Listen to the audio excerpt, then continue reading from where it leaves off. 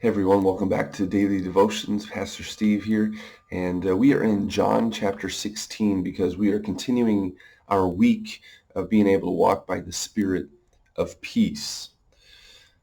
And there's in John chapter 16, right at the end of John, the last verse, Jesus speaks these words, and it really speaks volumes to our world, but hopefully volumes to our faith and volumes to our life. Because he says two words that really bring about what peace is all about. In me. In me. Jesus speaking those words, speaking those to the disciples, in me there is peace. Because he says other words, as it says, in the world. Let's open up to John chapter 16. John chapter 16, and it is verse 33. Jesus is in the upper room speaking to his disciples. And as he's speaking to disciples, he's kind of giving them a look forward into what they can experience, what they can expect when the Son of Man goes into Jerusalem, is in Jerusalem, and what's going to happen to him. That he's going to have to go away, that he's going to have to suffer at the hands of the leaders, that he's going to be crucified. But take heart. Take heart, he says. He will rise. But in the midst of that, he is talking to disciples that when he says that, their mind, I can only imagine, gets scattered and gets in the wonderment and gets really focused on his words of, I'm going to have to go away, I'm going to have to suffer, I'm going to have to die. And they just don't know what to expect. And when you think into the disciples' minds, you can very think about what we experience in our world. And so I want to read real quickly that John chapter 16, verse 33, and then kind of bring it towards our life. Bring it towards him speaking to us. John chapter 16, verse 33, he says, I have told you these things so that, I've told you these things so that, and what has he told them? He's told them about the grief that turns to joy because of the crucifixion, but the resurrection. He's told them these things, that he is the vine and that we are the branches, and that apart from him we can do nothing. He's told them these things so that in me, those two words, Jesus saying, in me, you may have peace. In me, you may have peace. In this world, you will have trouble. In this world, you will have trouble. But he's telling them these things so that in me, not in the world, not in our circumstances, not in what we have or what we don't have, in me, in Jesus, you may have peace. Because in this world, you will have trouble.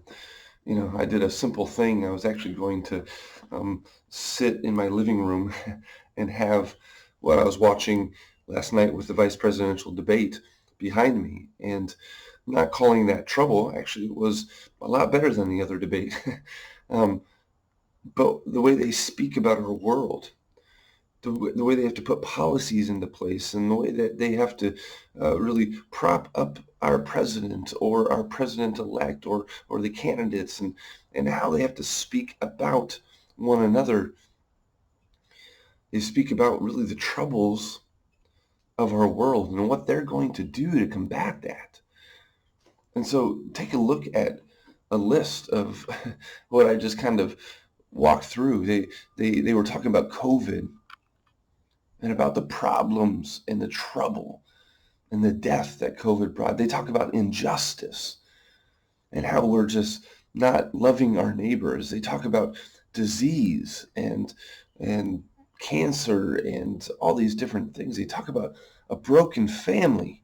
And we talk about that in the United States and how much that's such an attack of the evil one. And they talk about election fraud and just disobedience and transitions. And when we look at that world, when you look at that list, in this world you will have trouble. But as I was looking at that TV last night, it really came to that mind of that John chapter 16 that sometimes we reverse. Jesus is saying, excuse me, we reverse Jesus is saying that we want to look to our world to have peace. We want to look to the persons of this world to have peace. We want to look to the policies of the presidents, of the candidates, or those that are in office to have peace. We want to look to our neighbors to have peace. And we want to look everywhere else for peace. But we just need to hear Jesus' words. John chapter 16. He says, again, I have told you these things. I've taught you these things. I've told you these things. I am in front of you saying these things so that in me, not in any other leadership, not in any other relationship, not in any other election, not in any other person, but no, in Jesus, you may have peace. Because in this world, we are going to have trouble. And I'm not saying that we disrespect. I'm not saying that we don't look to certain parts of our government or our world to be able to know the freedom that we have in the United States of America, how beautiful that is. But when we look to anything else than Jesus to have peace, there is going to be a time of failure. There is going to be a time of disappointment.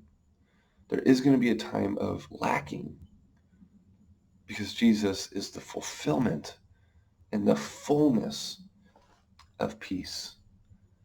And so while we walk in this world, and while we have the failures of this world, while we have the diseases of this world, injustices and the humanness and the chaos and the sin of this world, that's why we need to keep our eyes fixed on Jesus and Jesus alone.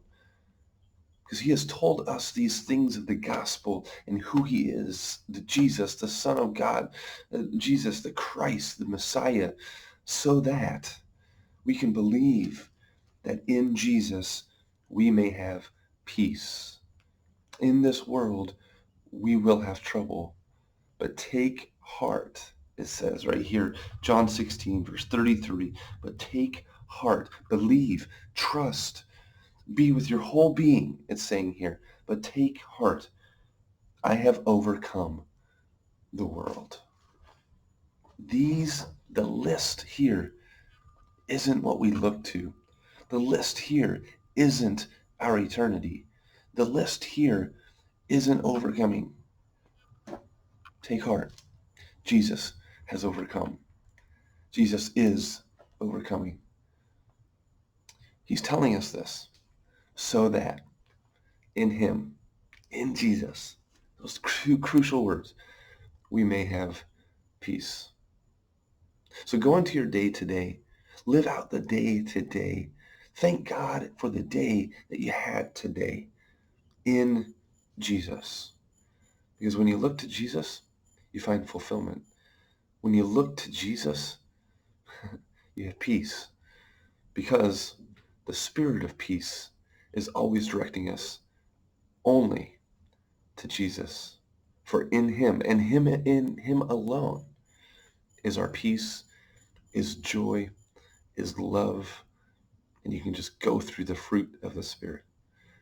So in this day, may our eyes be devoted, may we take heart, our whole being, towards being in Jesus. You know what those two words are picked up as and throughout the whole Old New Testament?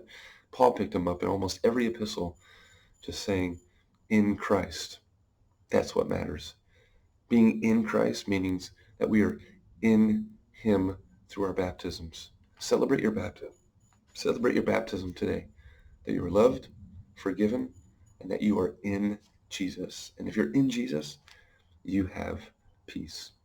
Have a peace-filled day.